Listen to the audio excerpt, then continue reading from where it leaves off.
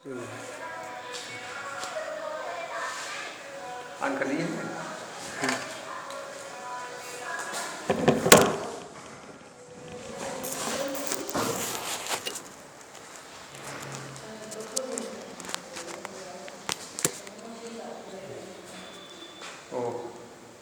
Thank you. तो Hamid Ahmad memorial girls inter college में जो ये ऑनलाइन क्लासेस का सिलसिला चल रहा है उसमें मैं एमडी और मेरे द्वारा जो है आज इंग्लिश ग्रामर में आपको यूजेज ऑफ टेंस मैंने वो टेंस का प्रयोग बताया जा रहा है, जिसके अंतर्गत आपको आज मैं प्रेजेंट परफेक्ट कंटीन्यूअस टेंस का ज्ञान या नॉलेज देने जा रहा हूँ। I am going to give you the correct knowledge of present perfect continuous tense. तो प्रेजेंट परफेक्ट कंटीन्यूअस टेंस आपको जानना चाहिए कि ये आपका है, ये आपका चौथा वाक्य है और चौथे में जो है हम पहले पहचान जाते हैं किन वाक्यों को हम प्रेजेंट परफेक्ट कंटीन्यूअस टेंस के वाक्य मानेंगे या कहेंगे। तो हिंदी के वो वाक्य जो रहा है, रही है, रहे हैं, रहा हूँ के साथ साथ जो है समाप्त हो और साथ साथ में कार्य शुरू होने का समय दिया गया हो, ऐसे वाक्यों का अनुवाद हम प्रेजेंट परफेक्ट कंटीन्यूअस टेंस के अंतर्गत करेंगे। पहचान फिर जान लीजिए, हिंदी के वो वाक्य जिनके अंत में रहा है, रही है, रहे हैं, रहा हूँ, रहे हो, आवे, साथ साथ में कार्य शुरू होने का समय दिया गया हो, ऐसे वाक्यों का अनुवाद प्रेजेंट परफेक्ट कंटीन्यूअस टेंस में करेंगे। जैसे मैं तुम्हें 1 घंटे से पढ़ा रहा हूँ, इसमें समय दिया गया, वह सुबह से अपना काम कर रहे हैं। तो ये आपकी पहचान हो गई, रिकॉग्निशन की पहचान। और ये फार्मूले इसमें जो है क्या क्या लगते हैं, मैंने अगर सेंटेंस हमारा अफर्मेटिव का है तो कौन सा नियम या फार्मूला अपनाएंगे, या सेंटेंस हमारा निगेटिव है तो क्या फार्मूला लगेगा, सेंटेंस हमारा इंट्रोगेटिव है तो क्या फार्मूला लगेगा, सेंटेंस हमारा इंट्रोनिगेटिव है तो क्या फार्मूला लगेगा। पहले आपको ये फार्मूले में बता दे रहा हूँ। तो सबसे पहले आता है अफर्मेटिव का। अफर्मेटिव सेंटेंस है हिंदी का और उसको हमको अंग्रेजी में जो ट्रांसलेट करना है या मुझे परफेक्ट कंटीन्यूअस टेंस करना, उसके लिए सूत्र क्या रहेगा। देखिए इसमें ऐसा है, ये सेंटेंस हमारा जो है वो अफर्मेटिव का है तो सबसे पहले सब्जेक्ट लिखा जाएगा, कर्ता, आइदर इट इज नाउन और it is pronoun, we use it at first. तो पहले सब्जेक्ट, उसके बाद जो है सहायक क्रिया हैज बीन या हैज बीन या हैज बीन, और उसके बाद जो है मेन वर्ब में आएंगे, मेन वर्ब में आएंगे, और उसके बाद ऑब्जेक्ट, और उसके बाद समय की सूचना देने के लिए हम प्रीपोजिशन सिंस या फार का प्रयोग करते हैं, फार या सिंस। अब हमको ये देखना कहाँ फार लगता है, कहाँ सिंस लगता है। ठीक, फार लगता है अनिश्चित समय के लिए, जहाँ समय की माप दी गई हो, निश्चित ना हो, वहाँ उसके लिए जो है वो प्रीपोजिशन फार लगाए। और सिंस जो है निश्चित समय के लिए, जहाँ समय का नामकरण किया गया हो कि वो कार्य कब से हो रहा है, नामकरण दिया गया हो, उसका जो है वो निश्चित समय में आता है, उसको लिखेंगे, उसके बाद टाइम लिखेंगे। ठीक, ये आपका हो गया ये। हाँ देखिए, हैज बीन कहाँ लगेगा और हैज बीन कहाँ लगेगा। ही सी इट और एक वचनकर्ता के साथ सहायक क्रिया जो है वो हैज बीन का प्रयोग, मेरे वर्ब में आएगी, ऑब्जेक्ट सिंस फार, उसके बाद टाइम, कर्ता आई यू वी दे या बहुवचन का है तो उसके साथ हेल्पिंग वर्ब हैव बीन लगेगी, और उसके बाद मेन वर्ब में आएंगे लगाएंगे, और उसके बाद जो ऑब्जेक्ट लिखेंगे, उसके बाद समय की सूचना देने के लिए सिंस या फार, उसके बाद टाइम। ठीक, तो इसका पहले उदाहरण हम देख लें, इसका उदाहरण एग्जाम्पल सुने। जैसे मैं तुम्हें 10 मिनट से पढ़ा रहा। ठीक, मैं तुम्हें 10 मिनट से पढ़ा रहा हूँ। इसका ट्रांसलेशन हमको करना है और ये सेंटेंस अफर्मेटिव का है। तो कैसे होगा? देखिए, मैं इंग्लिश आई और आई के साथ जो है वो have been, I have been, और पढ़ाना इंग्लिश होता है टीच, आई जोड़ देंगे teaching, I have been teaching, और ऑब्जेक्ट क्या है? तुम्हें, तुम्हें इंग्लिश यू। अब देखिए 10 मिनट से, ये 10 मिनट जो है अनिश्चित समय, पता नहीं किस 10 मिनट से, तो इसलिए इसके लिए इंग्लिश लगेगा फॉर 10 मिनट्स।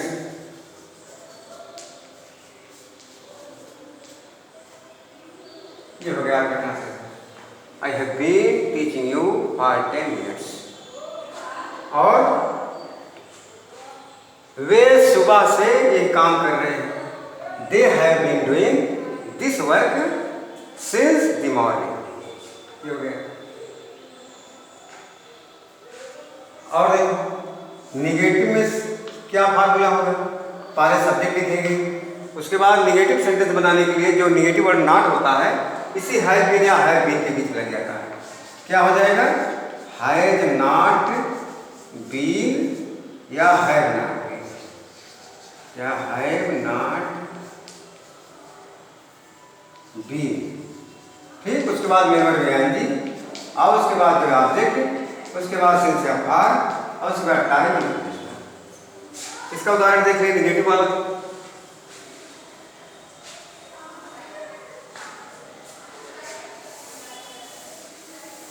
निगेटिव का उदाहरण जो है क्या है? जैसे सीता सुबह से, सीता सुबह से गीत नहीं गा रही है, गीत नहीं गा रही है। ठीक,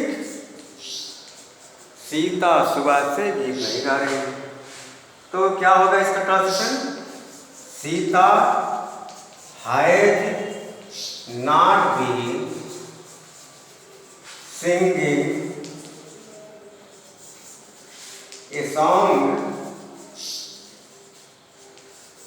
since the morning, since the morning। ये आपका हो गया निगेटिव सेंटेंस का उदाहरण। Sita has not been singing song since the morning.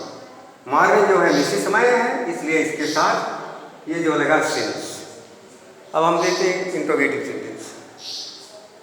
ये इंट्रोगेटिव सेंटेंस जैसा कि मैंने आप लोगों को बताया दो तरह का होता है। एक हिंदी का वाक्य जो क्या से स्टार्ट होता है और क्वेश्चन मार्क से समाप्त होता है। दूसरा ऐसा हिंदी का वाक्य जिसके बीच में प्रश्नवाचक शब्द क्या, क्यों, कैसे, कब, कौन, कहाँ, कितने आता है, और ये भी क्वेश्चन मार्क समाप्त होता है। ये पहले तरह का है, तो उसका ट्रांसलेशन करने के लिए हम जो हेल्पिंग वर्ब होगी उसी को पहले लगाएंगे, है या है पहले लगाएंगे। ठीक, और उसके बाद कर्ता, और उसके बाद बी, और उसके बाद वही मेन वर्ब आएंगी, और उसके बाद ऑब्जेक्ट, उसके बाद सिंस फॉर, उसके बाद लिखा है अंत में क्वेश्चन मार्क। अगर हिंदी का वाक्य है, प्रश्नवाचक शब्द वाक्य के बीच में आया है, तो उसका जो ट्रांसलेशन करने के लिए सबसे पहले इंट्रोगेटिव वर्ड, और उसके बाद ये है या है कर्ता के अनुसार, तीसरे स्थान पर सब्जेक्ट, और उसके बाद बी, और उसके बाद शेष सारे नियम, यही है। अब इसका उदाहरण हम देखते हैं इंट्रोगेटिव सेंटेंसेस के। देखिए सर्वप्रथम है हम पहली तरह का जो उदाहरण देखने जा रहे हैं। ऐसा हिंदी का वाक्य जो क्या से स्टार्ट होगा, क्वेश्चन मार्क समाप्त होगा, और वो जो इंट्रोगेटिव होगा, जैसे क्या तुम दोपहर से आगरा जा रहे हो, आगरा जा रहे हो। क्या तुम दोपहर से आगरा जा रहे हो, क्या हो जाएगा? वही हेल्पिंग वर्ब पहले आ जाएगी। हैव यू बीन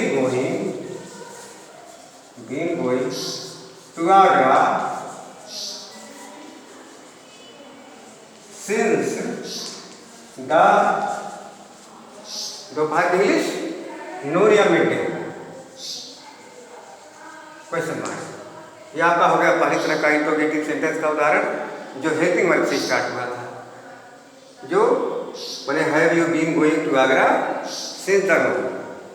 अब आप दूसरी तरह का देख लीजिए, हिंदी का है सवाल जिसके बीच में प्रश्नवाचक शब्द आया हो और वो भी प्रेजेंट परफेक्ट कंटीन्यूअस टेंस का हो, क्वेश्चन मार्क से समाप्ति हुई हो, तो ऐसे बात का अनुवाद हम कैसे करेंगे, इसे आप लोग देखिए। कैसे? तुम 2 बजे से क्या कर रहे हो? क्या कर रहे हो? ठीक, तुम 2 बजे से क्या कर रहे हो? देखो क्या जो है वो इंट्रोगेटिव वर्ड है, वाक्य के बीच में आया है, तो इसका ट्रांसलेशन करने के लिए जो ये प्रश्नवाचक शब्द वाक्य के बीच में आया है, इसकी अंग्रेजी जो होती है उसको हम सबसे पहले लिखेंगे, क्या हो गया? वाई। और इसके बाद टेंस को ध्यान में रखते हुए और सब्जेक्ट के वजन को ध्यान में रखते हुए हेल्पिंग वर्ब या सहायक का इस्तेमाल करेंगे। टेंस हमारा प्रेजेंट परफेक्ट कंटीन्यूअस टेंस चल रहा है जिसमें हैज या हैव लगता है। अब ये तुम या यू के हिसाब से सहायक क्रिया क्या होगी? हैव। और इसके बाद सब्जेक्ट लिखेंगे, व्हाट हैव यू, इसके बाद क्या लगाएंगे? बीन। और उसके बाद करना की इंग्लिश होता है डू, इसमें आईएनजी जोड़ देंगे, डूइंग। और उसके बाद सिंस, और 2 बजे की इंग्लिश क्या होता है? 2 o'clock, 2 o'clock। अंत में क्वेश्चन मार्क लगाना नहीं भूलेंगे, नहीं तुम्हारा सेंटेंस जो है गलत हो जाएगा। ये आपका जो है इंट्रोगेटिव सेंटेंस का उदाहरण हो गया। अब आप देखिए इंट्रोगेटिव सेंटेंस का उदाहरण। तो पहले तो नेगेटिव सेंटेंस का आप जो है फार्मूला देखिए। देखिए इसमें ऐसा होता है कि सारे नियम सब वही हैं जो इंट्रोगेटिव सेंटेंसेस के हैं, सारे नियम वही रहेंगे। सिर्फ हमको इंट्रोनेगेटिव सेंटेंस जो बनाना है, जो नेगेटिव और नॉट है वो हमको कहाँ सेट करना है, यही हमको देख लेना है। तो नेगेटिव और नॉट का प्रयोग कहाँ होगा, सिर्फ इसे आप ध्यान दीजिए, बाकी जो उपरोक्त नियम है वही लागू होगा। हम इसको रिपीट नहीं कर रहे हैं, केवल आपको ये बताने जा रहे हैं कि नॉट कहाँ लगेगा। नॉट जो है सब्जेक्ट की तुरंत बाद लगेगा, कहाँ लगेगा? वी शैल यूज नेगेटिव और not just after our subject, ठीक, और बाकी सब जो है वैसे रहेगा। तो इसका उदाहरण देख लीजिए, क्या राम और श्याम, क्या राम और श्याम 5 घंटे से शोर नहीं मचा रहे हैं, शोर नहीं मचा रहे हैं, मचा रहे हैं, ठीक। क्या राम और श्याम 5 घंटे शोर नहीं मचा रहे, तो ट्रांसलेशन क्या हो जाएगा? हैव राम एंड श्याम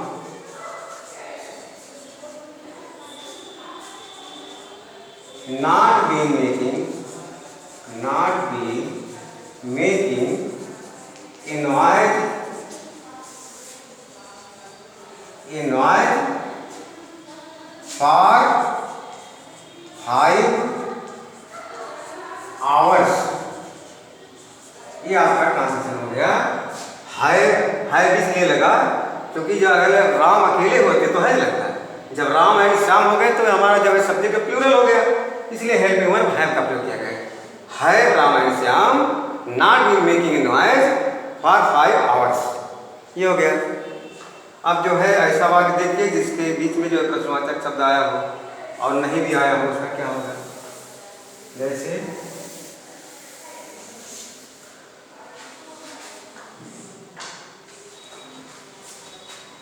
गुरुजी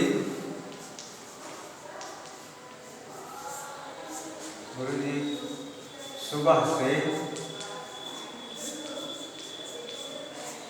विद्यार्थियों को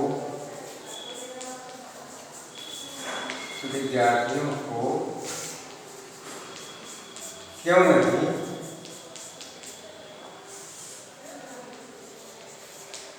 पढ़ा रहे हैं।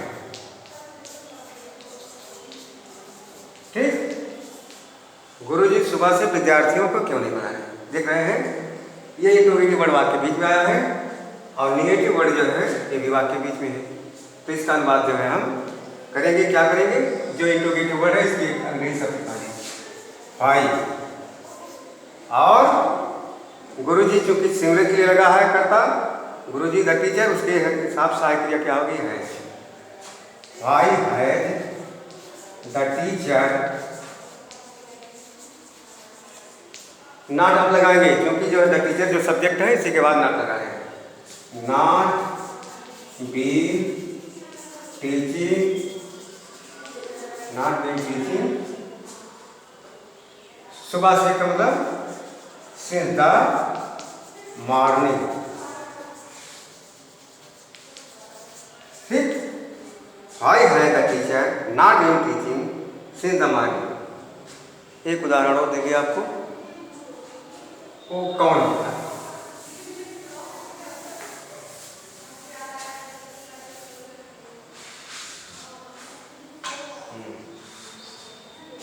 कौन 2 घंटे से अपने विद्यालय नहीं जा रहा है, नहीं जा रहा है। क्या? कौन 2 घंटे से अपने विद्यालय नहीं जा रहा है, इसका ट्रांसलेशन करने के लिए कौन के लिए लगेगा? Who has not been going to his school for 2 hours। ठीक, question, who has not been going to his house, going to his school for 2 hours। तो इस तरह से मैंने आप लोगों को ये जो है वीडियो टीचिंग के अंतर्गत आज आप लोगों को प्रेजेंट परफेक्ट कंटीन्यूअस टेंस का पूरा नॉलेज दिया है और इसकी पहचान बताया।